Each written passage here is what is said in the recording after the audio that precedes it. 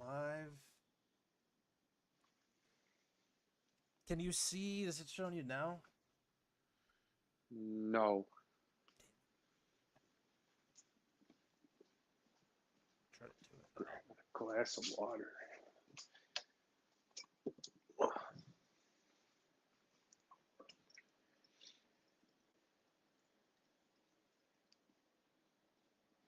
Oh, it might be because I'm not on that source. Dude.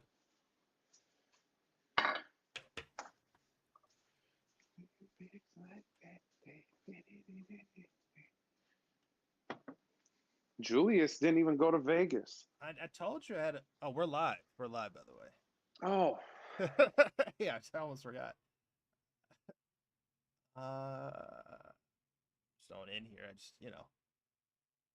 I had a feeling though. I told you. Parker sent me a snap too. I'm trying to just pull up our page real quick so I can make sure the audio and everything's good. A little rusty. it's okay.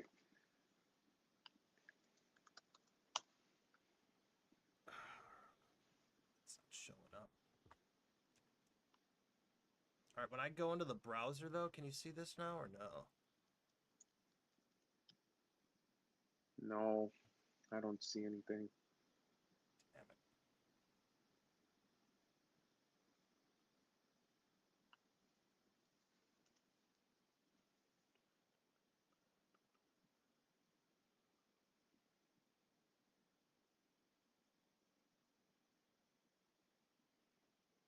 Just trying to get our page to pull up and it doesn't.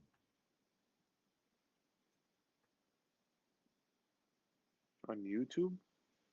Yeah, so I can watch. Usually I like it on my iPad so I can kind of see the Mm-hmm. stream, make sure it's up. That's what I'm trying to look it up too.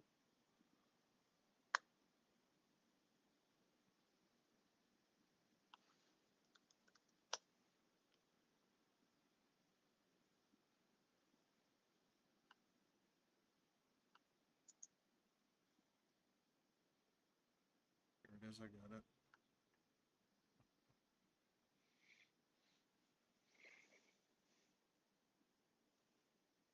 A test.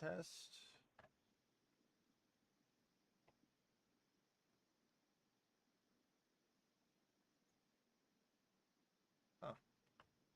Test. I can hear you. See, yeah, I'm seeing if it's audio's working on stream. All right, there we go. Just lag.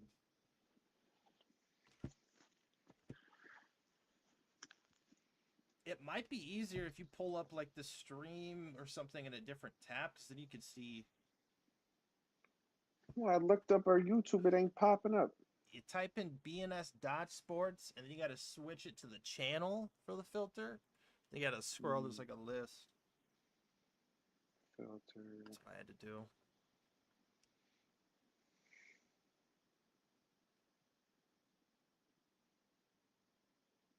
Channel.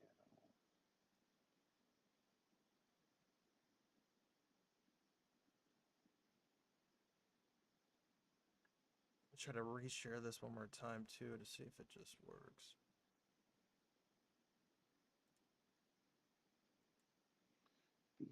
BNS.sports. Video capture device. Oh, I could see myself now on the bottom. You can see yourself. Yeah. Doesn't show you this. Can't see this. Uh-uh. No, what? Okay, let me try. Uh,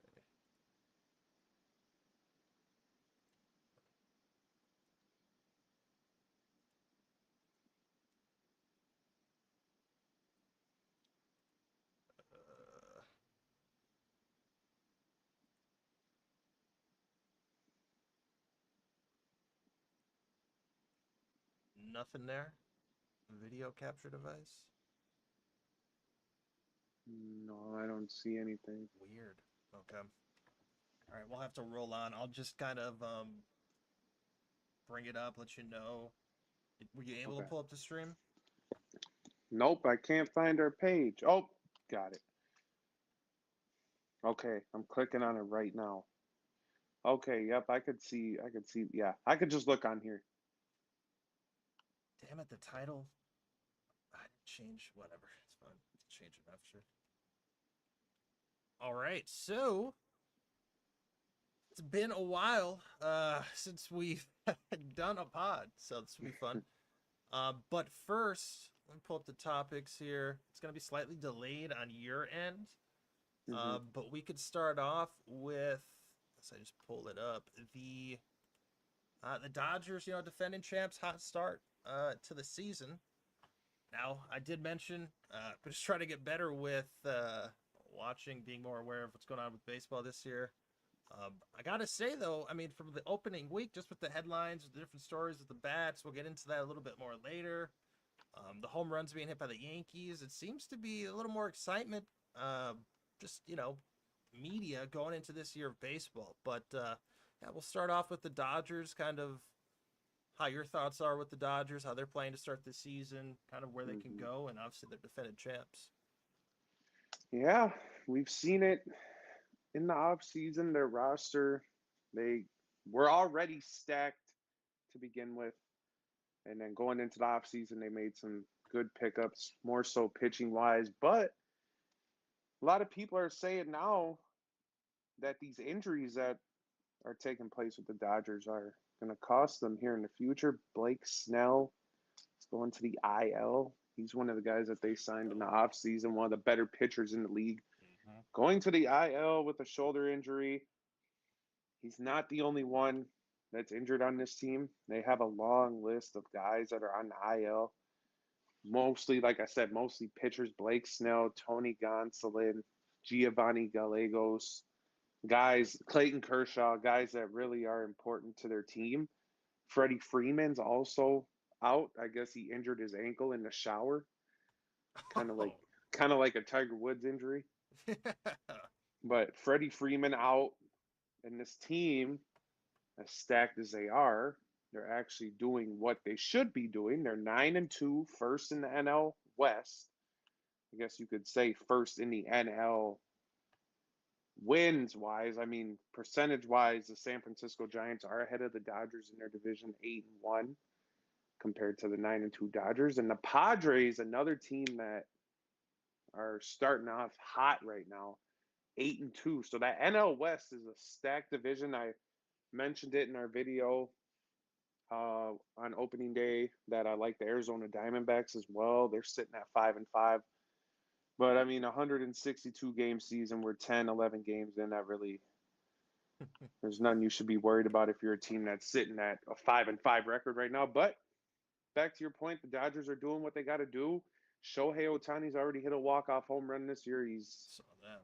Him and Aaron Judge are just gonna go band for band when it comes to who's the best player in the game, who's making the top play, who's hitting the best home run day by day. It's just gonna go back and forth between those two. I want to see Shohei get back to pitching. I don't think that's gonna happen this year. I honestly don't think it should happen again, but Mm-hmm. I would love to watch him get back on the mound and pitch because he's really good at that too. But Yeah. yeah, the Dodgers look nasty. They're doing what they got to do, and I wouldn't expect them to, you know, slow down anytime moving forward. I did just look it up. Shohei Ohtani throws a bullpen session before Saturday's game, I was gonna 26 say. pitches. So he might get back into the pitching position, and that's what the Dodgers need right now. They need pitchers to fill in for the injured guys. So it couldn't come at a better time if you're the Dodgers. Yeah, agreed. I mean, I'll leave that with you, as you know more right now with the current state of baseball and baseball in general. As I said, I try to get better with that and get more on top of it. When you can't watch your local team Oh consistently, my kind of God. takes you out of the loop a little bit. So Yeah. trying to get back into the game I grew up watching. So Yeah. it's always good. But yeah, going into the next topic, you mentioned this a little bit with the Padres, but they started off well, really good. But Jackson Merle is signed a new contract, which I know who this is, Hmm. which I thought was a, I thought he could have got more. In short, Yeah. signed a new contract though. to have a little clip since it's kind of, we're having issues with that. It's I really won't play it, but really it was just him kind of after he hit a home run. I think it was about 4 or 5 days ago. Just talking about how he's more comfortable with the team. He knows everyone going into year two. Happy to be playing for the Padres. Just all the the normal stuff, but just pretty chill guy. Obviously signed that contract extension. And a lot of people kind of are saying a little surprised that he didn't sign for more. But yeah, kind of what are your thoughts there? Well, that was again. He could have definitely got more than 9 years, 135 mil, especially in baseball terms. It says it can reach 10 for 204 if he hits certain, you know, landmarks and stats and this and that, the incentives that he has on the contract. But baseball money's so crazy. I mean, we've seen the Dodgers, like we just mentioned, they spent so much money in the offseason on players. The Red Sox also just signed a guy, Christian Campbell, 8 years, $60 million. So these teams are starting to cash in on guys for the long run who they think can be key players for their franchise and getting them at a pretty good price. I'd say looking at this contract in about maybe just 2 or 3 seasons moving forward, Jackson Merrill, this is going to look like a bargain. This is going to look like one of the better contracts in Major League Baseball because this guy is legit. He's a very good player, all-star caliber guy. The Padres, he's one of the reasons the Padres are sitting where they are right now at 8-3 record. And he's a nice, he's a nice guy. He comes out and talks to the media. Said he wants to be a Padre for life. Now he's set, I guess, to be a Padre for the rest of his 20s. He's 21 years old. So, I don't know. I think the Padres are a very dangerous team with him. Tatis is one of the better players in the league. Manny Machado's great. Xander Bogaerts is there too. They got a nice little squad, but the Jackson Merrill contract, I mean, props to him for getting the bag, and the Padres are managing it right. They're doing what they should do. Pay your stars. And yeah, again, they got him for a bargain, in my opinion. So smart move from them. Yeah, really smart move from them. Sign him young. He's happy to sign the contract, happy to be there, happy with that amount of money. It's a win-win um, for both teams. And after the 9 years or so, that contract's up. He's performed well. He'll get one of those fats Oh yeah. MLB contracts. But I mean, 135. Let's not sit here and act like 135 million though. Isn't a lot of money. Right. No, yeah. I'll take 10% of that Right. in a heartbeat. But yeah. But yeah, going into the next topic, and this is the biggest story I would say to start the year, and that is the torpedo bat situation. Now, even someone who hasn't watched as much MLB over the last 2 to 3 years, when I seen this story right away, my first thought that comes to mind is, well, the bats have to be legal. Like, I know how strict the MLB is with the process, with the amount of inches the bats can be, the width. Like, just growing up watching baseball, you know that, and hardcore MLB fans know that. But you're seeing on social media, like, Yankees are hitting all these home runs. This torpedo bat looks weird. It should be illegal. It's giving them an advantage. But like, for me, common sense told me immediately, like, well, it has to be within the bounds of a legal bat. Otherwise, they wouldn't even be using it. But that's been the story. I could play a little, try to get the little picture to pull up here. Kind of has the little. But basically what they're doing with these torpedo bats is they're adding more width to a little bit below the sweet spot traditionally. It's dependent on the batter from what I've gathered with this. So it's a little bit thicker towards middle bottom portion of the bat. But it's dependent on the player, kind of where their sweet spot is, but they're bulking it up a little bit where the sweet spot is. Correct me if I'm wrong. But kind of what I've gathered with it, and the inward bottom of it is a little bit thinner, and the top can be a little bit thinner because there's a little more width where, depending on that player's sweet spot. So they're actually kind of, makes sense science-based. Like, they're kind of just catering to where hitters' sweet spots lay and are adding a little bit more width in that spot. But yeah, kind of what are your thoughts there? And is it much of a story? Is it not much of a story? seen a bunch of different things with this. I think it's a big story. I mean, it's kind of crazy that this is finally being discovered, I would say, because wouldn't you think most teams would have figured this out by now? Like, Oh man. make the bat bigger where you hit the ball. Like, Eh, these guys, the people that make the bats are so talented, and people have guys on the team that are responsible really for just analytical things. Like, think of that stuff sooner. But the game's kind of gone more analytical, especially the last couple of years baseball has. So, I mean, it makes sense. No one could get mad at the Yankees for kind of really distributing those bats out to all of their players like as soon as they did this season. And I mean, you can't say it's cheating, Right. but the first game that they used them, they did hit 4 home runs in the first inning and 9 total home runs. They scored 20 runs that game. So Back to the back to first three back pitches of the game, yeah, home the runs. first three pitches of the game were home runs, which is crazy. So I mean, I don't know. I mean, everybody should do it. If you can do it, do it. Everybody got to get on board with this because this could be the new way that baseball is played, the new way that bats are made. And It's yeah, funny you every team say got to that. try to get orders in for that. They are. I just saw Yeah. when I was actually looking up the reports with this. But let me see if I can pull it up quick. I saw reports that MLB teams now across the league are making their own versions of the torpedo bats based off of player hitting types. So they're getting Yeah. really analytical with it. Um, and it's starting to pick up traction everywhere. But yeah, kind of what you said. How has nobody thought of this sooner? Right. Like, put more wood where generally their sweet spot is. I don't understand. Hmm. Yeah. It's insane. It's It's kind of crazy. insane. Yeah, Yeah. it's it's crazy, but it makes perfect sense to me. People are saying it's illegal. You know, it's the Yankees. They're getting all that hate, whatever. Yeah. But Yeah.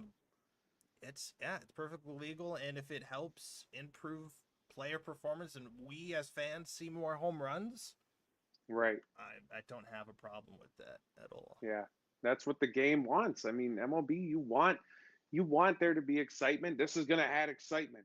You're going to see more hard hit baseballs, hard hit home runs, balls going into the seats. I mean, that's what the fans want. And I don't know. I think if the Yankees didn't do it first, some other team would have did it first, and we'd be talking about that team Right. discovering how it was done. And I think it was cool to see, as I see it on the screen here, the MIT physicist Aaron Leonhardt, Hmm. and he was served as a hitting analysis with the Yankees before he joined the Miami Marlins as a field coordinator in the offseason. That's crazy that like an MIT guy who probably I don't know if he really was involved with baseball before the Yankees, but the Yankees like that those type of guys, like I said, they get hired for these types of things, the analytical things, figure stuff out that nobody else can, apply it to your team strategy into the game, the sport that you're involved in, and that's exactly what Aaron Leonhardt did. He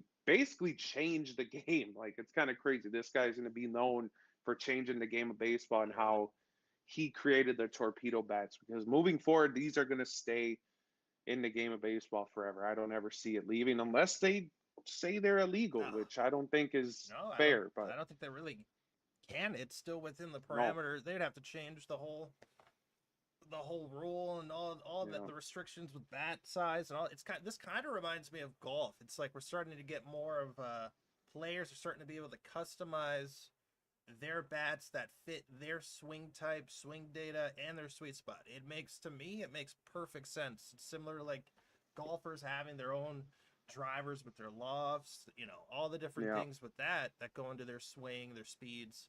So to me, it makes perfect sense, and it's just kind of where we're going with the analytics and everything. But yeah, it took this Aaron Lenhart, this MIT guy, physicist, I should say, right, just changed the game. But yeah, for MLB, I mean, it's got to be good. It's good discussion for the league. It's gotten a yeah, lot of hype, a lot of clicks, a lot of views to start the yeah, year. If you're the MLB, I mean, this is kind of what you want. You kind of, I mean, it's not. You could say it was in the news for negative reasons, but it's overall, I think it's a good thing for the for league. sure. Yeah, 100%. I agree. But yeah, with that, let's go into.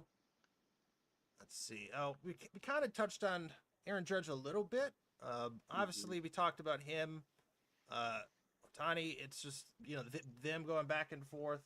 Yeah. Last year, obviously, both winning a MVP with that. Same thing looks to be here. Just have the kind of the stats with Aaron Judge leading in home runs at 6. Already, I think he's up there too with RBIs 17. But yeah, kind of already touched on that a little bit, so we can move past that. But next, I was very disappointed with the results of the 2 Final Four games as far as my bracket's concerned. Yeah. Did not go the way I thought. So The 2 teams that you picked lost, right? Yes. Yep. I was talking all that stuff. I'm gonna win this bracket challenge. I'm gonna win 140. It's easy. I've already got it locked in the bag. And then I get back and I see that both of my teams lost. So, and I'm out. I have no chance. Jeez, you got no chance now? Nope. No. Dang. Dropped to like 5th. But yeah, we've got Florida versus Houston in the NCAA championship this year. It's overall, I mean, you could say a lot of people said this tournament early on, it wasn't that, entertaining with games. As we got late, kind of into the Elite 8, Sweet 16, Final Four, the games got tighter, the games got better. But kind of a year where the top seeded teams, for the most part, did their thing. Florida obviously played well in the SEC tournament going into this. So I had them high. Houston played well all year. Defense. I can't think of their head coach's name right now.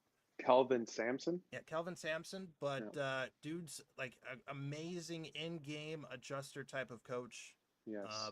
That will adjust based in-game scenarios, which is how they got there, even with Duke. Final 5 minutes or so, or final, I should say, minute or so, they scored. They got up 6. They were down 6 points, 7 points, but came back to win even that game. But yeah, kind of what are your thoughts? What do you think is going to win with the championship game we've got? I do have Florida in one of my other brackets that I did. I only did 2, and I have Florida winning in the second one. Not the challenge that we're in together, but the one I did with my job. I had Florida winning it. So I'm sticking with Florida. I really actually am a big fan. After watching this tournament, Walter Clayton Jr., you see him listed on the screen there. He is nice. He's a guy that, and this happens a lot. You see it all the time in March Madness. Guys who aren't really on the radar. Like, he was probably on the radar all season. But throughout March Madness, he's really made a name for himself. And especially these last 2 games, he's averaging 32 points in the last 2 games. And those are the 2 best teams that he's played so far all season. So Walter Clayton Jr. looks like a guy who will be an NBA player, but he also looks now like a guy that's going to possibly be a lottery pick. And if you were to ask me, honestly, I'll be dead serious. If you asked me who Walter Clayton Jr. was before March Madness started, I couldn't tell you.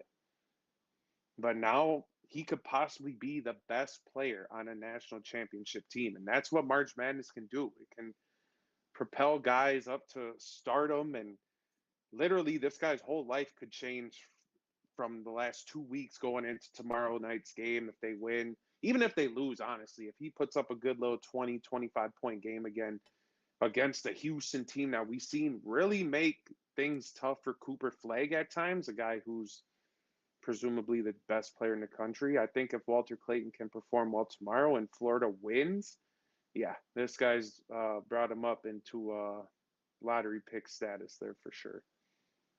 Yeah. I mean, I would agree. I would say, honestly, I've got no stake in this game, but just based off of how Florida was playing going into this, how they've been playing throughout the tournament, how Clayton's been playing, kind of what you just touched on, I would go with Florida as well. I think it's going to be a tight game. I could see Florida kind of taking it late, but yeah, I would say Florida here. I mean, people can say what they want with the tournament. This and that. I've seen a lot of mixed things with the games, but that's the thing. You get a tournament this size, this big. You're not every year, not all the games, first round games and all this are going to be great, close games. But I think the games we've gotten, I could pretty much say since the Sweet 16 on, have been pretty good games. Yeah. It's different because people just are complaining because they don't get to see the upsets and the Cinderellas, but when you look at the other side of it, you're getting to watch the best go against the best. Like the teams that have been the best all year are going up against other teams that have been the best all season. And it's good basketball. It's college hoops. It's March Madness. I mean, there's really not much more you could ask for. And the games yesterday were really good. They were solid Final Four games, entertaining, down to the wire, both of them, honestly. And I think tomorrow's championship will be good as well. Those are two teams I wanted. I mean, nobody really expected it to be Florida versus Houston. So I think we're in for a good one tomorrow. I'm taking Florida. All right, yeah, there it is. And then kind of with Duke losing that game in the way they lost, with Cooper Flagg, with how he performed down the stretch, wouldn't really say anything was wrong with it, but just in general, Right. kind of how his year ended. Obviously they had high hopes going into this year, one game away from the championship, and lose a game. Honestly, they should have closed out Mm-hmm. and won. Um, Mm-hmm. but yeah, let's kind of talk about what's next for Cooper Flagg. I've got actually the top 5 teams based on percentage and win-loss record right now in the NBA that could be in line to get that first pick next year, um, and kind of see what teams would make sense. But yeah, kind of what's next for Cooper Flagg. Obviously, had a sensational year. Should pull up some of his stats. I suppose I still could here. Um, You know, but yeah, so since I know you kind of can't see it, and there's a little bit of delay here. So like the top 5 teams based on percentages. Obviously, it still has to go through the lottery, so it's mm-hmm. but percentage wise, we've got Utah, Washington, Charlotte, New Orleans, 76ers. Top Ooh, 5. And I've seen a that's lot of comparisons with his game. I just saw something earlier today that said they're comparing him to Kawhi Leonard. So there's a lot of different comparisons. yeah. I'd say Kawhi. I mean, yeah, Kawhi likes the mid range. Cooper Flagg likes the mid range as well. I don't know. I think Cooper Flagg's gonna be more of like I want to say Kevin Durant, but he's not nearly as skilled as KD was at Mm-hmm. the age KD when KD was in college, a freshman. But the way he can handle and get into jump shots and can attack the basket, he gets up over athletic guys, finishes at the basket very well. I don't know. He's kind of a mix of like KD and I don't know. This is tough for me. Isn't it? Like It's tough to compare it's him tough. to somebody. But I'd say his offensive game is more of a Kevin Durant type, where he could get to his spot, knows what he wants to do on offense. There's really nothing you can do about it. It's just about whether he makes or misses the shot. And he's a good finisher at the basket. He's starting to knock down the three a little bit more at a higher percentage than he was at the start of the season. So that's something he's going to really have to do in the NBA. And I think he'll be more of a big three, maybe four guy. He's going to set a lot of screens. And I've seen Charles Barkley, of all people, talk about him and said that he needed to be better with his handle if he wanted to play in the NBA, which I agree. Charles Barkley actually said something that made sense. He's going to have to pick his handle up a little more unless he wants to be a guy that picks and pops in the NBA. So I think Cooper Flagg will figure it out. I mean, he should still be in high school. He reclassified and went to Duke a year early. So Ah, I didn't know that. dominating the way he is and did this season, I don't think his work ethic is ever going to be a problem or an issue or anything that you can question. But looking at these 5 teams, I think Oklahoma City has Philadelphia's pick too. Do they? Oh my gosh, that Could be trade. wrong. Is it from that trade? I think it is. I think Oklahoma City might have Philadelphia's pick, but I think the best case scenario for Cooper Flagg, if you were looking at these even just top 7 teams, I personally think Brooklyn would be the best spot for him. Ooh. And I think Brooklyn would be the best spot because he's that's a big that's a the Brooklyn's Brooklyn. Like you're near New York, like Brooklyn's gonna get you more and more clout, I would say. He's gonna get clout no matter what. He's gonna be the number 1 pick in the draft. But if you can go to Brooklyn, they're gonna need a better head coach. The guy who's head coach there now is not they're not going to go nowhere with him. He's kind of like a bridge head coach. But I think if Brooklyn can get Cooper Flagg and make a couple more pickups in the offseason, give them a couple seasons, they'll be fine. But I think the most likely landing spot will be Utah. And Utah's not bad either, but they have a lot of young guys. You don't really know what their roster is going to look like next year. So they're not going to be a team that's winning in a situation to win games. So I don't know. It's interesting. There's a lot of angles this can go. And they were talking about Cooper Flagg even staying in college. If he does that, I think he's tweaking. But I don't Yeah, know. I don't see I'd him say staying. Brooklyn or Utah. Yeah, I don't see him staying either. Now, if he gets to San Antonio, if he You know, gets to San Antonio, it's there's going to funny. I be was some just gonna say problems. that. Yeah. I was just gonna say that they're at 8. They have a 6% chance, but with the lottery, the way it wins out, a team. I mean, Dallas at 0.5 can end up with the first pick. Yeah. So And it's OKC has all those assets where they can literally trade for that number one pick, and somebody would trade all like OKC has so they many still picks they have can trade. Nikola Topic too, stash. Yeah, I think he's going to yeah, be a good player. yes, I I think think he'll he's be going to be a good solid player. too. I don't know. I think this draft for the NBA is full of talent. This is one of the better drafts we've had. I'd say it's the best draft from the outside looking in from the last 3 4 years, maybe since Anthony Edwards and LaMelo and them were drafted. So I think this will be a very good draft. A lot of talent. Things can change here in the next couple months when you look at who can get traded where, who's going to coach where, who's coming out of the draft, and everything that's involved in the whole draft process. I'm excited to see what happens, especially for our fantasy basketball league too. Oh yeah, I don't want to talk about that. But yeah, I would agree. I would agree with that for sure. A lot of different. It's still kind of early. Once they obviously get the lottery, we'll know where he ends up. But to be honest, I feel like he could fit in most places. I feel like he's got the Hmm. work ethic to improve wherever he goes. Obviously, some situations would be a lot better than others, but it'll be interesting to see him in the league next year. And it looks like he said he's this other article I had pulled that he'd be happy to play obviously for any NBA team. Yeah. Looking forward to the NBA. So it seems like he didn't confirm anything, but it seems like all things are leading to him to declare for the draft here soon at some point. Yeah, as he should. That's the smartest thing. I'm sure he has an agent that's telling him, look, you could go back to college next year and get hurt, and no team's gonna want to draft you number one overall like you would be locked in for this season. So go to the draft, get your bag, and start preparing for the league, my boy. Yep. All right. Next, the NBA, man. It's coming down to the wire, especially in the West with standings.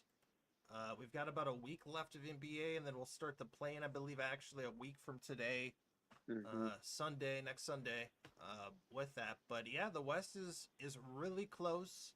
A lot of different seeding, playoff matchup implications. With these last about 4 or 5 games for most teams coming into the final stretch, and it's finally getting to that point of year where we can talk soon playoff basketball, which is always fun. I think this year, especially in the West, and the East might be surprising too. Whoever comes out of the East, Hmm. I think it's going to be a good playoffs, especially now with Doncic with the Lakers. Teams having to line up versus them, having to win 4 games. Hmm. It's gonna be a fun playoffs. But Oh what yeah. I have pulled up here is the standings. Let me see. I had a few. So right now, and it's so tough to do this because in the West the seedings are certainly going to change. Right. But this is Yeah. kind of like if the season was to end today, and this is even based because we have games going on right now. Obviously, the Lakers won today to stay in 3, but this is kind of if the season ends today. These are the matchups. Um, Let me know if you can see it. Try Hmm. to zoom in as much as I can. There we go. So, I don't know if I should go through them all or kind of we should talk about what intriguing matchups could be, but a lot of different possibilities Hmm. um, with seeding going into this final week and then the play-in tournament. Well, you know which one I'm interested in. Just looking at that graphic right there. See, Because I will say I will be in attendance to one of those games that are scroll down a little bit. I'm sure it's just a little delayed on it's my end, but the Lakers, the Minnesota. the 3-6 matchup, I will Yep. be in attendance if that is the matchup in the first round. I will be at one of those games, 1,000%. I think I can say the same thing. Yeah, Um, that would be really exciting right there. Now, would that matchup have been better if the T Wolves still had a certain power forward slash center? 100%. Yeah, I think the T Wolves wouldn't be sitting at the sixth seed if they Ah, had a certain guy like uh best big man in the Eastern Conference starting in the All Star game, big man guy. He would definitely have this team. I think the Wolves. I mean, they're damn near top four.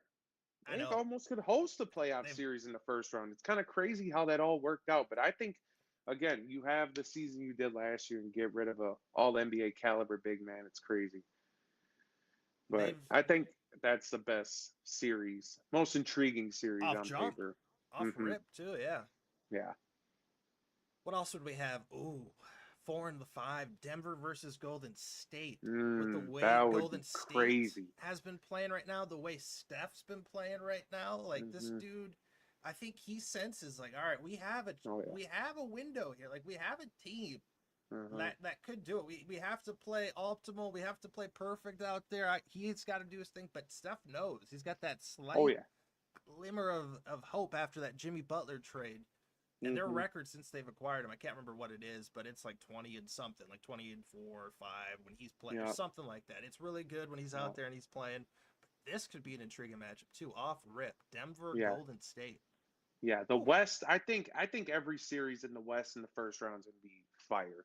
Even whoever plays OKC, because if it's the Clippers in the play-in, the Clippers are looking really good right now. they James are Harden, too. Kawhi, Yes. Zubats is picking it up. Norman Powell's one of the better guys coming off of last season. He's a guy that should be in the most improved player conversation. And then the Rockets are a team that they haven't really gotten the coverage that they have deserved all season. But the Rockets, again, you're showing it right now. The Rockets could play Memphis in the first round. Imagine that series Mm-hmm. with the way Memphis has been playing, though, recently. Firing their coach, they have not looked good since that. I thought that was a big mistake. Firing Taylor Jenkins must have been something in that locker room that people weren't liking. I guess Ja. Ja was not happy with the way he was being handled on the offensive end, not whatever the offense not running through him. But my bold prediction is Ja won't even be on the Grizzlies next year. So I don't know why you fire a guy who's not making your superstar happy, who might not even be on your team next year. So that's a whole nother story. But I think every matchup in the West, no matter what it is, could be fire. Just looking at this graphic, though, I'm excited for the playoffs. The East, I think that Detroit and New York Knicks series will be a very, very gritty series, a series where you're gonna get some nasty games, some nasty Mm-hmm. scores, a lot of defense, and yeah, I think that'll be the best matchup in the East. I think Cleveland will dog whoever they play in the first round. Boston will dog whoever they play in the first round. And what's the 4-5 matchup in the East? Is it the Bucks and Pacers? It's the Bucks and Pacers. Yep. That'll be good too. The Giannis hates the Bucks, or Giannis hates the Pacers, He might especially hate the when he Bucks too. yeah, he might. But when the Pacers took that basketball or whatever, when he dropped like Oh, I forgot 60, about that. yeah, so Giannis hates them. He wanted his ball. But yeah, without Dame, without Dame, I don't know. I don't see Milwaukee winning in the first round without Dame, but Giannis is so great. I was just gonna We say. can't be surprised if Milwaukee pulls out a upset or two in the playoffs here. Yeah, a blood clot for Damian Lillard. Obviously, Wimby had the same thing, and they shut him down. Now with Dame, I haven't heard them. That's a different situation. Playoff team. I haven't heard Hmm. them mention anything about shutting him down. So if it has to just be a situation where they need to get through one series Right. without Dame, I think Giannis could carry the load there. Versus the Pacers would be very tough. But Giannis would have to put up like 35 plus, 40 plus. Eight Oh type yeah. stats, almost triple doubles. But Hmm. I think it could be done. But anything past the first round without Dame, I think, would start to get really tough for the Bucks. Yeah. But Yeah. hopefully Dame's able to come back because I like the Bucks as a sleeper team with Dame. Yes. I also like Cleveland a lot this year. I like Cleveland a lot. Yeah, I still don't know how I feel about Cleveland. I feel, to me, Cleveland and OKC are two teams where it's like they're having great regular seasons, but we've seen this so many times with teams who have great regular seasons and then just fold in the playoffs. So I don't know. It's tough for me to like those teams, but I did say Cleveland will win whoever they play against in the first round, which Hawks or maybe the Bulls. But I don't know, man. It's tough for me to pick Cleveland really to make it past the Eastern Conference Finals. I don't know. It's just it depends on how matchups go. Boston, it's obviously Boston's going to be the favorite out of the East. Yeah. But I think Cleveland could. I think they could stack up with them. I think that series could go to 6-7 games. Hmm. I wouldn't be surprised if Cleveland came out of the West. I think everyone or East. I think everyone would be kind of like completely shocked to me if they're healthy. If Donovan Mitchell stays healthy, this Yeah. playoff run for them, I think this is a team that could. I don't want to jinx it, but I think it's a team that can make it to No. the finals and Yeah. maybe I upset. mean, yeah. They're well balanced. They got a good bench. They got depth on their roster. They got shooting. They got defense. They can play big. They can play small. I mean, I see it. I see. You know what I'll say? I see Cleveland more than OKC. If I had to pick one of Agreed. those two to make it out of their conference, I'd take Cleveland over OKC. Agreed.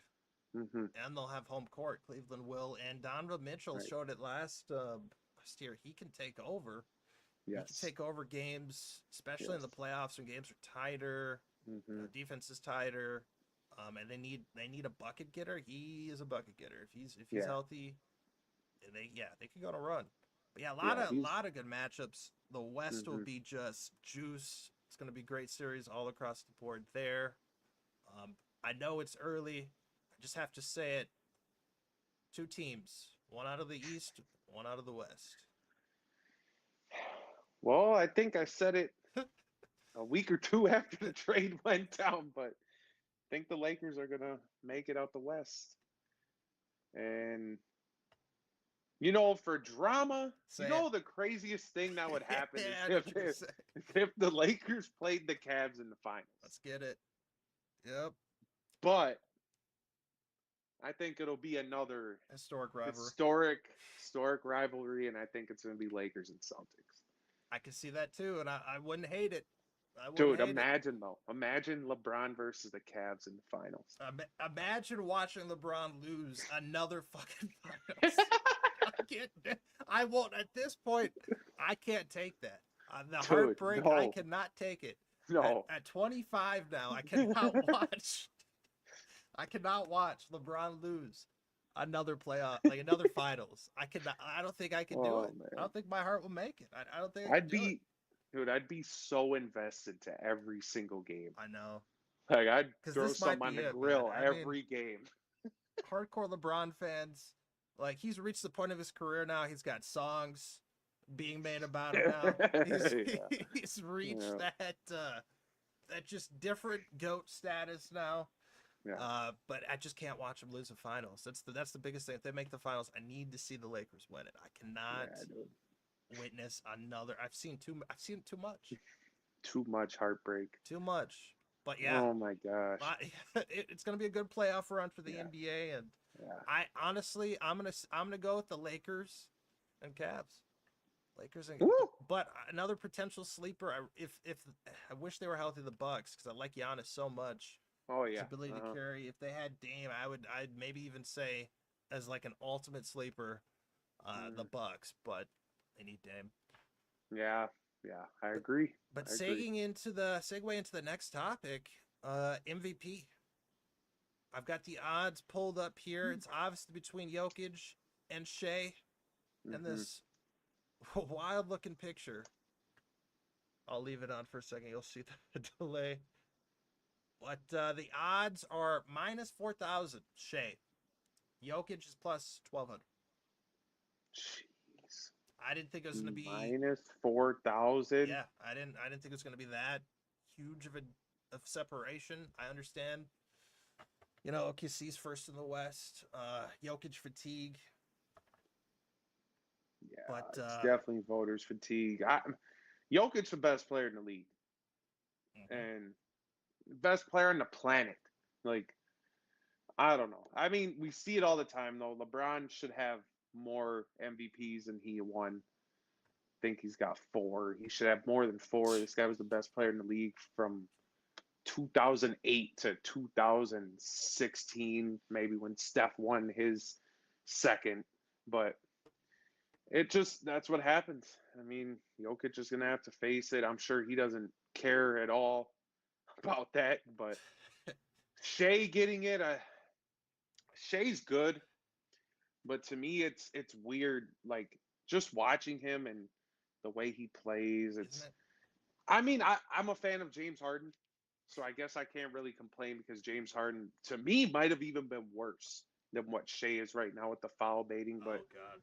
if he's mastered the game, he's mastered the game, and you got to respect that. And Shea, best player on the best team in the NBA, can't really take that away from him. He's a great player, and congrats to him. It looks like he's gonna win it. Minus 4,000 odds and 4 games left. I don't think that's gonna change.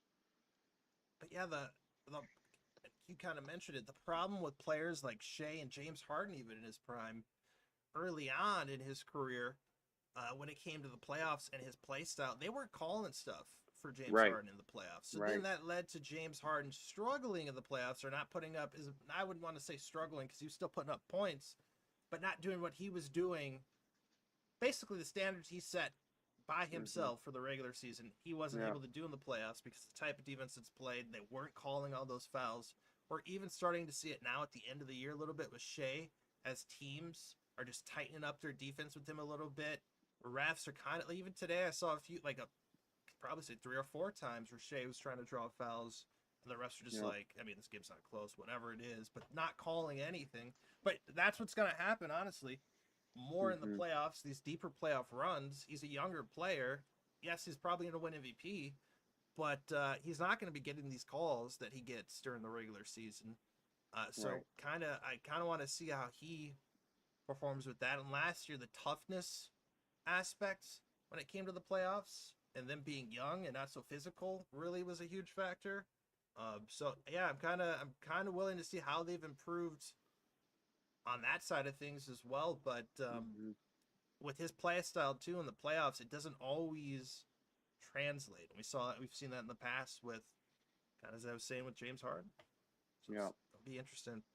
Yeah. And I kind of wish uh, NBA and NFL did this too, that they put the playoffs into this whole voting for MVP Oh, and I awards wish. and stuff because I mean, I think Josh Allen deserved MVP for sure, but I think if you compared him and Lamar, he beat Lamar in the playoffs.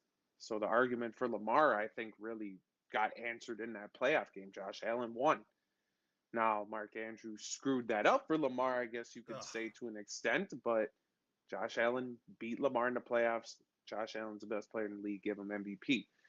If Shea Gilgis Alexander doesn't win 2 playoff series this year and Jokic wins 2 playoff series this year, are you really going to say that Shea's the MVP? Like the way Right. Jokic plays the ball, if you got to look at it too this way, I mean, I think this is the way that the award has to be judged and the criteria for the MVP in the NBA. But take this player off of the team, and how good is this team? Take Jokic off the Nuggets. I don't even think they're a top 10 team in the West. No. You take Shea off the Thunder, okay, they have another All-Star. They got Chet, they got Hartenstein, they got a couple guys on their bench that have dropped 30 points this year. I think they still make the playoffs. Mm-hmm. And whether that's playing or not, I think the Thunder still make the playoffs without Shea. Nuggets without Jokic, I don't see it whatsoever. I No. think they're one of the bottom 4 or 5 teams in the West. And maybe that's wrong, but I don't know. I think Jokic is the most important player in the NBA, the best player on the planet, and I'll stand by that for the rest of the season. Yeah, I mean, I would agree with that. It's I hate to say it, so it's gonna be Shea because of the Yeah, record, and we know how the NBA works. But could easily go, could easily go to Jokic again. I mean, the shots he's made, his impact on the team, the ball touches his hand. I would have to pull up the stat to see like how many of his passes lead to scores or assists. It's probably yeah, like above 45%. It's it's probably something insane. crazy. Hmm. But yeah, so MVP Shea. I don't know how we feel about that. It'd be kind of hilarious if OKC just got eliminated first round. Uh, And I listen, I wouldn't be surprised one bit I if wouldn't either. that's how it goes. Like if they play the Clippers in the first round, Oh, that it's experience could catch up to you because James Harden, dog in the playoffs. Clippers could be a Kawhi, sleeper dog in too. the playoffs. Yeah, And James yeah. Harden's been playing great basketball. Kawhi's been playing great over the last Hmm. month. Looks They healthy. got the size, They they have the got the depth. shooting, they Puel's got been on everything. good all year. Yeah, like Yeah, uh, it's interesting. And if the Nuggets beat the Warriors in the first round, I come on, don't. Ooh, I come on. don't know. I don't think they will. If I'm being honest, I don't think they'll beat the Yeah, it's Warriors gonna if they be match tough. up. But if they do, if they beat the Warriors and the Thunder struggle with the Clippers in the first round or the Grizzlies, come on. I don't think it'll be any debate there. Not lying. All right. Well, going into our next topic, NFL drafts. NFL drafts. I think it's a more surprising draft than a lot of people are giving it credit for. I think there's been a lot of Hmm. talent out of this draft. Um, Probably look back at this draft like, wow, especially at the running backs, a few of the receivers, QBs. But I've got, if we Mel Kiper, I pulled up his specifically searched his draft Yep. projections up. I had to sign into my account because apparently this is only an ESPN Plus feature to see Mel Kiper's Jeez. He's big time. projections now. I'm like, okay. That's But crazy. this is kind of what we've got for the projections.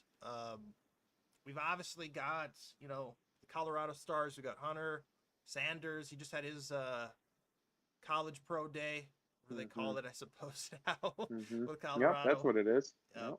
Yep. But yeah, so he's got Cam Ward going to Tennessee at one. Mm-hmm. I'll just name the top 10 or so here. Jewel Carter out of Penn State to the Browns at two. Shooter Sanders to the Giants at three. And Okay. then Travis Hunter to the Patriots at four, which I actually would like. Yeah, that sounds pretty good, honestly. Those top four, I like all where those guys are going. That top four, I like that. Mason Graham, Michigan at five to Jacksonville. And then Defensive six, tackle, okay. I think this would be a great move. The Raiders, Sean Genty.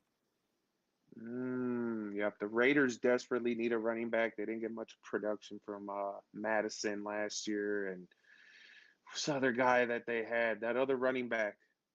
The Raiders, they had. Last name was White, I think. Oh, I know. Couldn't even tell you, but their running backs. I'm looking it up right now because he was supposed to be decent. I know they had like Zamir White. Zamir White, yes. He's Yeah. supposed to be decent, and they just picked up Raheem Mostert. Yeah, I think Genty to the Raiders would be nasty.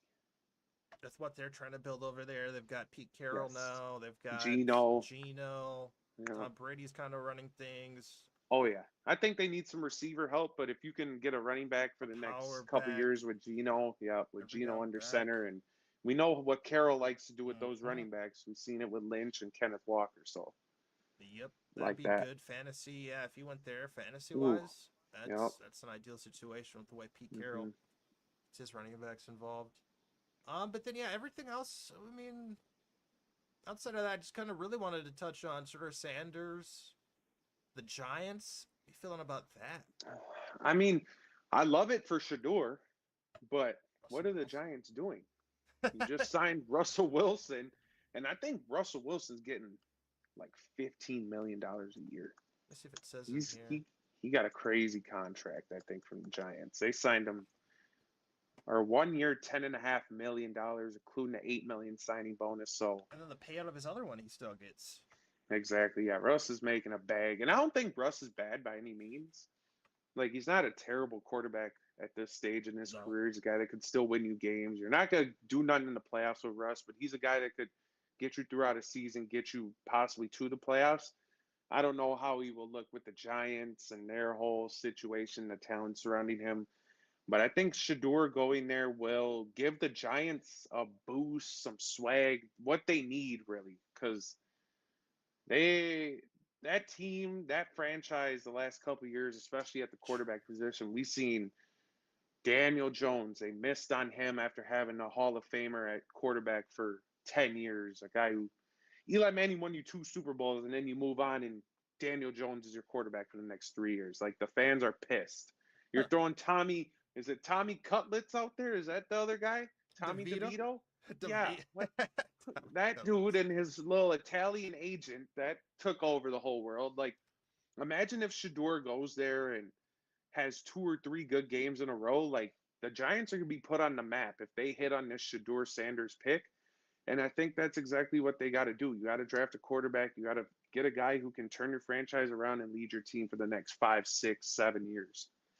I don't like this situation for the fact they signed Russell Wilson. I hate Right. when teams are like just, and this is how the Giants have been, just kind of a dysfunctional organization. So I could Yeah. totally see them drafting Sanders while having Russell Wilson. Then we go in and it's like this is Russell Wilson's team, and then you screw Yeah. Russell Wilson after 5 6 weeks. He's probably 5 weeks 3-2 isn't doing terrible, and it's like okay, Right. let's throw Sanders in, and then it's like Hmm. now you're putting him in a weird spot. Russell Wilson again gets screwed. Uh, Yeah. but I could see it. I really could see them drafting him. I Hmm. don't like the situation. I'm not sure he would essentially love it, but I've seen Right. clips and stuff of him saying stuff about the Giants. I mean, Hmm. that he's pretty sure that's where he's going to end up. So, Yeah. um, and I'm sure he'd be, as a quarterback competitor, he's like, all right, I'm all in to compete for the starting job, whatever the case Yeah. is. But I think it just would be sloppy unless they really go the route of we're gonna ride with the vet this year for awful maybe late hope play if they really go into like the mentor type thing. But with the Giants, I just how messy they are as an organization. I just don't see it being it that way. It'd probably be a situation he'd be in at some point Right. next year, and it probably wouldn't be a great situation. Um, Yeah. but yeah, I could see it.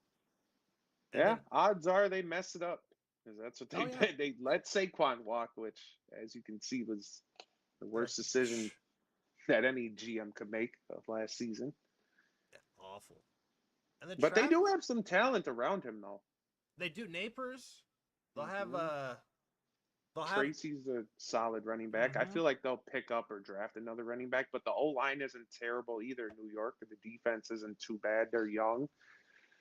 But like you said, they'll find a way to possibly mess it up. And I don't know. They got to rely on Shador to kind of save them. I just don't want Shador to be put in a bad situation, Right. which is what I think ultimately is what will happen with the Giants. Now, Hmm. whether or not he gets himself out of that, plays well, whatever, but I just think that's the situation at whatever point it is for him to start to play. Unless they say you're our guy from the jump, then it's like, why did you sign Wilson? But then Right. it's going to be a situation either way. Um, but yeah, it could work out. But I just like Hmm. that's kind of how I see that playing out. But yeah, going into the next thing, his teammate Travis Hunter with the Patriots. I'm still confused on what his plan is as far as being a receiver or a cornerback Right. or both. Yeah. I don't think both Yeah. is possible in the NFL. Not throwing shade if he can do it, awesome. If they let him Hmm. do it, I don't know if they really would. Like I don't know what he's gonna end up playing. I'm pretty sure receiver, but I'm not sure because I just saw Yeah. a thing of a reel of him running a route the other day. They said his quarterback would have been sacked by the time he was looking for the ball because he was doing all them steps. I seen that. I've So yeah, seen that I don't too. know. Maybe I should look some things Yeah. up there. Do you know anything about kind of what the like teams' plans are for him in the NFL or?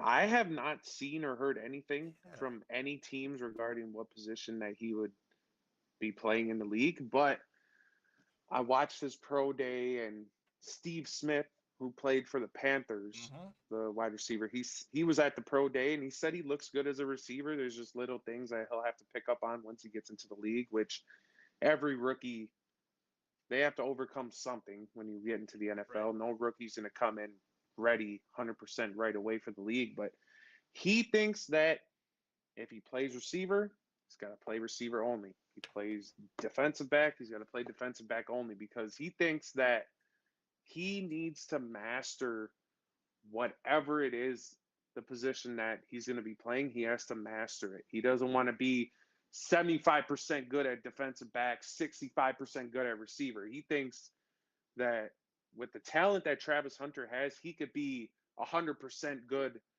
as a receiver, 100% good as a DB if he just sticks to one thing. And I think that's going to have to be what he decides. Now, they could throw him in as a gadget receiver if he's playing defensive back, or they could throw him in there on Hail Marys as a defensive back if he's playing receiver, just go up and knock the ball away. But I think ultimately he's going to make that decision maybe come draft night what his primary spot will be. And I don't think that'll really mess up his draft stock No. moving forward. I mean, either any team will want Travis Hunter, especially with the Athleticism, Patriots at 4. I talented. think, yeah, Yeah. he's the Heisman winner. I mean, that like Mm-hmm. you can't deny that the guy's talented, and his athleticism's like we've never seen a guy like that before. So I think once he decides on one thing, he'll be solid. Agreed. I'd like to see him personally. I'd like to see him play receiver. Me too. I hope that's what it ends up being. Um, but yeah, that will be interesting to see kind of how all that plays out. Patriots, I think, would be a good fit if he actually ended up Hmm. there. I think that makes sense. Yeah. Need more weapons. Now they just signed Yes. Diggs, but he's 31, coming off a torn ACL. So Yeah. they signed him. And there's one thing to note too. Like you just mentioned, they signed Diggs. Diggs, he's not a great teammate, I guess you could say, kind of a guy that wrecks the locker room. But just think, if you're a rookie receiver coming into the league, who else would you want to learn from? Like Stephon Diggs would be a great guy to kind of have as your Oh yeah. mentor. His Diggs one of the better route runners in the league during his prime. Like he'll definitely be able to teach Travis Hunter some things. He has a young quarterback with Drake May, so and you made a very good point. They really don't have any other weapons on the offensive end, so that would be perfect. That would make perfect sense. But yeah, that would be interesting. All right, Hmm. kind of wrapping up our final few topics here. We've got Aaron Rodgers, the Oh boy. unsigned quarterback. Still, for a little bit, we are hearing rumors that he was highly interested in the Vikings, which he was, it seems, from all the Hmm. reports. But the Vikings did not wave back. They they want to go with their young QB, which makes sense. Obviously, he sat out. McCarthy sat out, not sat out, but was hurt all of last year. They've got a solid team built around him. Want to see how basically the rookie quarterback is going to look going in this year. Now, personally, I think with the team that's constructed, I think signing a guy like Aaron Rodgers for a win now move would be scary for every team in the NFC North. But hey, you guys got to try McCarthy at some point. Do it now, go for it. But honestly, I think it would have been, and it's free agency isn't over. Something crazy could happen. But honestly, I think that would have been a great move.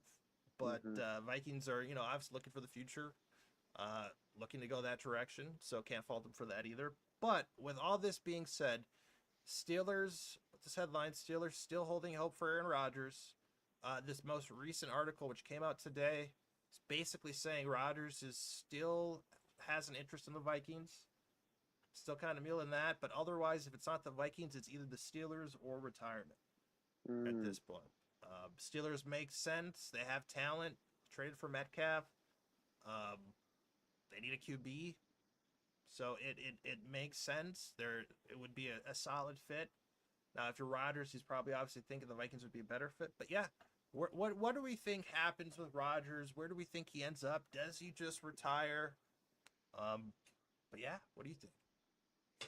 I think, like you said, the Vikings, if they got Aaron Rodgers. I personally think that it would make them better. Not that I think JJ McCarthy is bad, but we haven't seen JJ McCarthy on the field with this team in an actual game going into the third, fourth quarter, down 10 points. You need a drive to go score a touchdown. We don't know if JJ McCarthy can do that yet. Rodgers, at the age that he's at, had a pretty good season last year.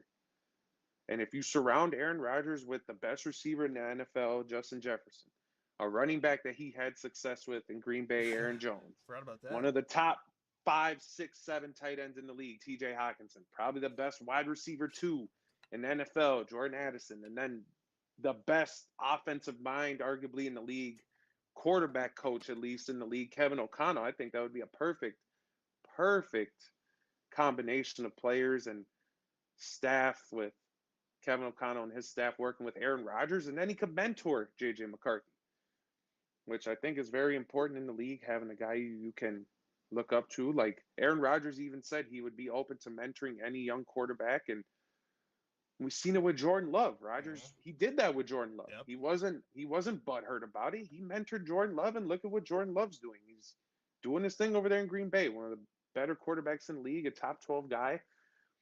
So again, I think the Vikings would be a perfect match for Aaron Rodgers. And people got to look at this too. He's old.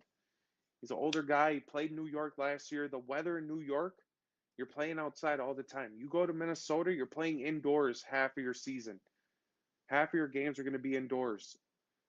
Then you go play Detroit, and it's a division you're familiar with. Aaron Rodgers knows all those teams in the division. He's used to going to Chicago in a December game, going to Detroit on Thanksgiving. Like, I don't know. I'm with you. I'm on board with that. If Aaron Rodgers went to the Vikings, I think he would make them more of a contender than JJ McCarthy would at this moment. So, and I think going to Pittsburgh, yeah, they got DK Metcalf. They don't have a running back. Super Bowl? Right. I don't think if you were to ask me which team is more likely to win the Super Bowl with, I'm taking the Vikings, and that's like times 10. Like, right. I'm taking the Vikings without a doubt. And Rodgers I personally think if he went to the Vikings, I think they'd be a top 2 team in the NFC on paper right now. I hate to say it, but yes. And I've said it. Like, I'm still not buying the reports that the Vikings don't have any interest, because I don't understand that. Has yet to sign with anybody. So yeah. I don't believe the Vikings are truly out. I really don't. I think the NFL might be trying to sway it one way, so then, like, if it does happen, it's more of a crazy story. But to me, I feel like Rodgers would have already signed with the Steelers if he absolutely knew the Vikings have no interest. For me, I think it's kind of, I get the decision to want to go with the young guy. Again, though, we haven't seen anything from him. He looks pretty slim. Will he even hold up a full year? Hate to say it. And he's just a young QB on a team that is built to win now. Like, if you're a Vikings organization, you have a guy like Rodgers who didn't play awful last year. That team was a mess. The end of the year, he played even better.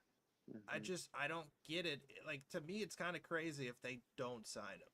Like, but if that ends up happening and they end up doing it, I think that may be a decision they regret. I think that's going to be something that's talked about midway through the year, maybe earlier, especially if McCarthy isn't performing. Like, they had a chance to sign Rodgers. Like, what were you guys doing? I don't know. I think maybe if he doesn't end up going to the Vikings, he may just say screw it and retire. I think he really just wants to win, or he might try to wait as close to the season goes. Maybe someone gets hurt, tries to fill a spot. I don't know. But a lot of things could happen there. But again, I agree with you. I think the Vikings would be the best fit for him. I think it'd be a good fit for them with the team they have constructed. But if obviously they're out, I think the Steelers are the next best choice, unless he just says, I don't think we could win a chip, and just says, I'll just sit here and wait or retire. And does he want to really go play in that AFC North division? In Pittsburgh, in the cold, outdoors? Like, no. I think, if the Vikings came calling, he's taking that offer right away. Like he's not wasting any time. And I think like you and me, we both agree the Vikings should do it. But I'm sure Rodgers will take a team friendly deal. He won't ruin anything in their cap, and he'll mentor JJ McCarthy. So yeah, I don't know. It's interesting. I guess we'll have to just see what happens. And I think we'll know more after the draft. I think maybe that's when the Vikings, if they really wanted to, will make a move on him. Yeah, we'll see. It's going to be interesting how that plays out. And Hmm. then just wanted to mention this: Steelers have apparently offered him a 1-year deal worth $30 million, What? 10.5 guaranteed, according to multiple reports. So the Steelers are throwing money at him, and Rodgers is still. I'm gonna wait because I'm Yeah, telling you, there still has to be some type of interest from the Vikings. I yeah. think they're just trying to hush it. No, Hmm. we're not interested, but I think they're still milling it a little bit for sure. I That's think crazy. so. Yeah, it'll be interesting to see how that plays out, for sure. But with the Hmm. last topic, it's been a longer one. We've covered a lot of things. It's been a good pod. We've got Hmm. the Masters. It's the Oh Masters week boy. in golf. I've been watching golf all year, so Yeah, this is your topic. watching golf all year. I've got the odds pulled up on the players that have the best chances. It sucks. Obviously, a lot of golf fans. We wanted to see Tiger out there. Even if Mm, he's not competitive, doesn't play that much. Masters, it's special to see Tiger out there.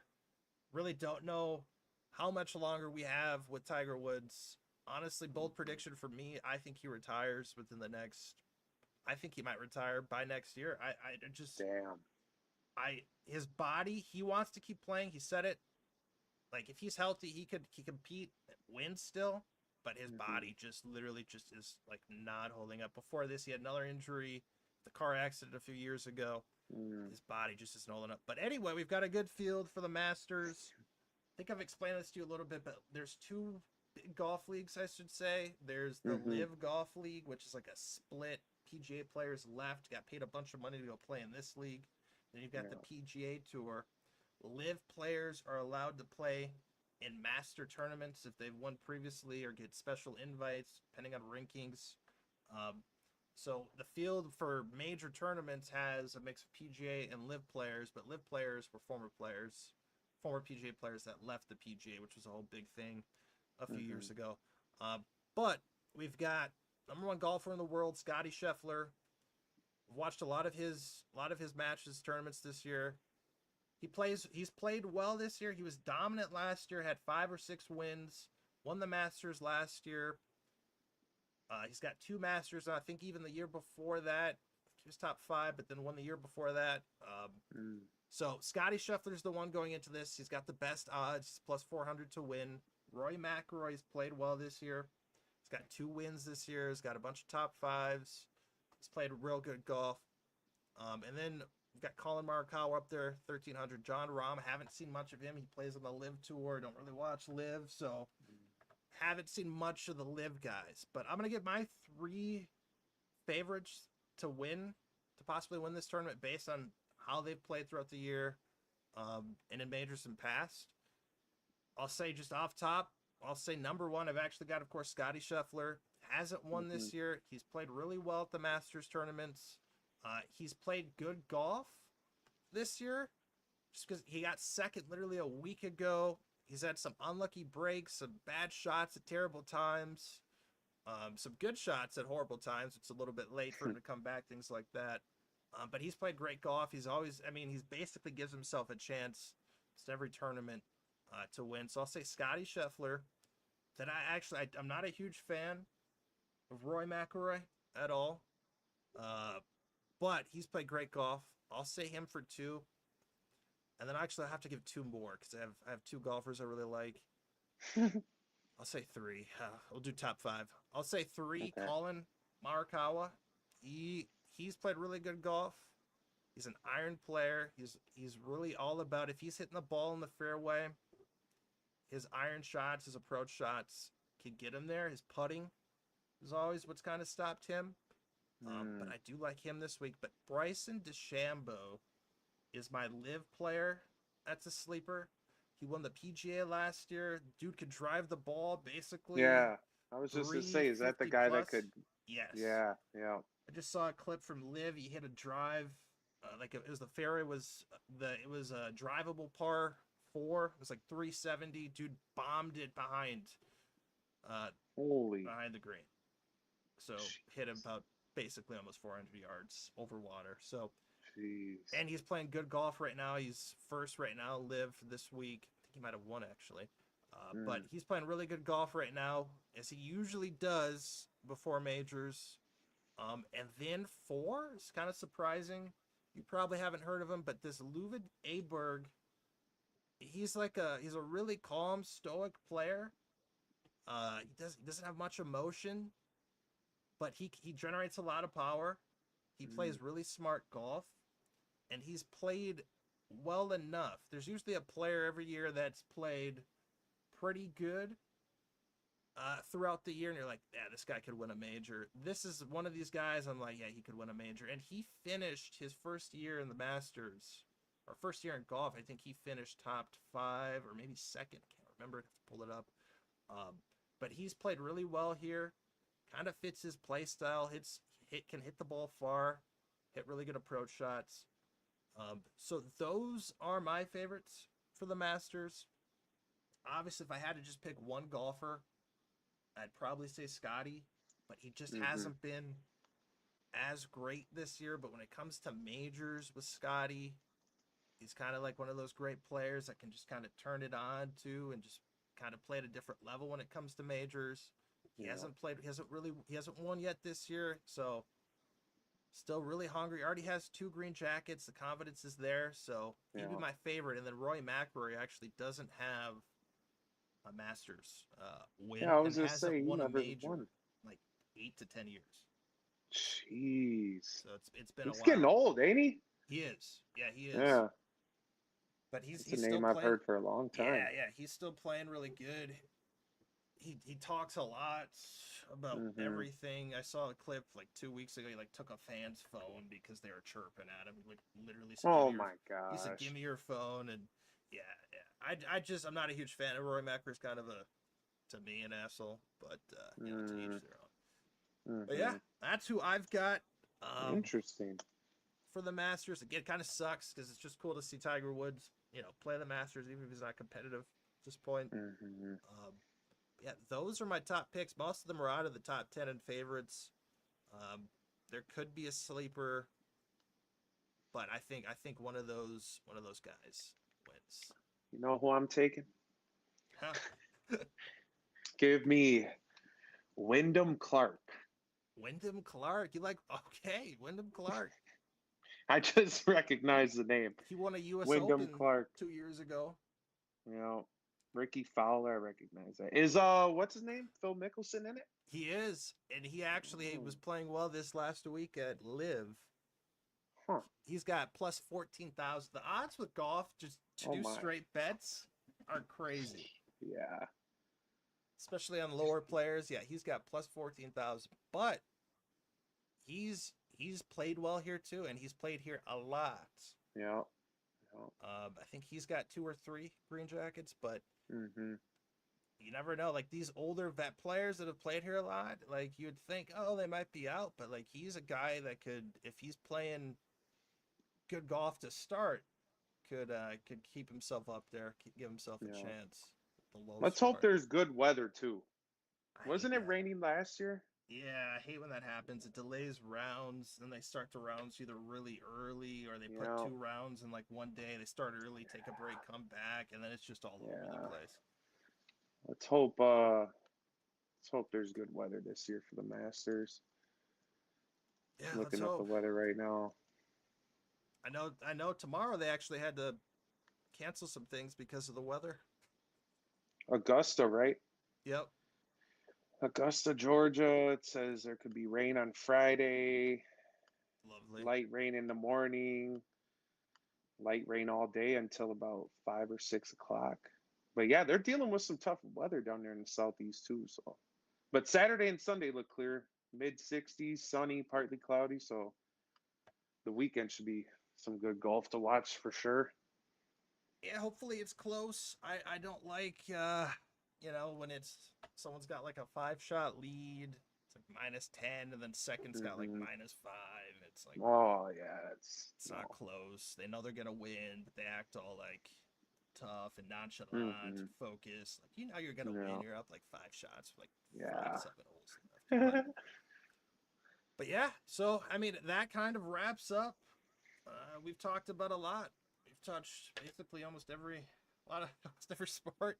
Yeah, we did. Um, but yeah, this was so anything you wanted to add about anything else? Any clippable things you got? Anything No, controversial? controversial. Um, no, not off the top of my head, no, but all the sports media outlets, they're talking about LeBron James. Settle down. That's what I'm gonna say. Stephen A. Smith, you lost. Kendrick Lamar, you lost. Oh, Okay, don't get me started on that because seen they took the bots off Spotify and Kendrick's streams have gone down and Drake's have remained the same. that's So interesting. I'm not gonna get into that. This is a sports page, but Stephen A. Smith, you lost. They said the Lakers were gonna go 2-4 in this 6-game stretch, and they're currently 4-1. Did they? Of So course. You notice yeah, now he's just hating on the Lakers. You notice that, right? yeah, He's him, just Kendrick Perkins. yep. It's like, come on. They're just You it's guys are so on the show obvious. to talk sports. Give an authentic take. It's Don't so just hate. obvious. That show is first take. They need to figure something out. There's clear bias, like the clear bias now against Yeah, LeBron. Like yeah. it's clear from them. It's getting nasty. If he wins the finals, oh boy. I'm dead serious. If he wins the final, if the Lakers win the finals, I am going to try my very hardest to be at that parade. Heard it here first, guys. BNS Sports at Yeah. the Lakers parade if they win the finals. Oh, Who's man. joining us at the parade? Who's stopping by? Exclusive LeBron James interview Oh live yeah. from the parade. We'll Oh pull boy. something off, man. We'll sneak. We'll pull Dude, that would be something off. crazy. I'll get arrested out there trying to sneak into a stadium or backstage or somewhere An after party. to get a shot to interview LeBron James. Oh my gosh. But yeah, I think that's a good place to end it. Hmm. Obviously, we talked about. I can end it and talk about that. But yeah, all right. But yeah, we'll end the stream. It was a good stream. Anyone that watches the replay, thanks. BNS Sports on TikTok, BNS.Sports on YouTube, obviously here, BNS.Sports on Instagram. Give us a follow.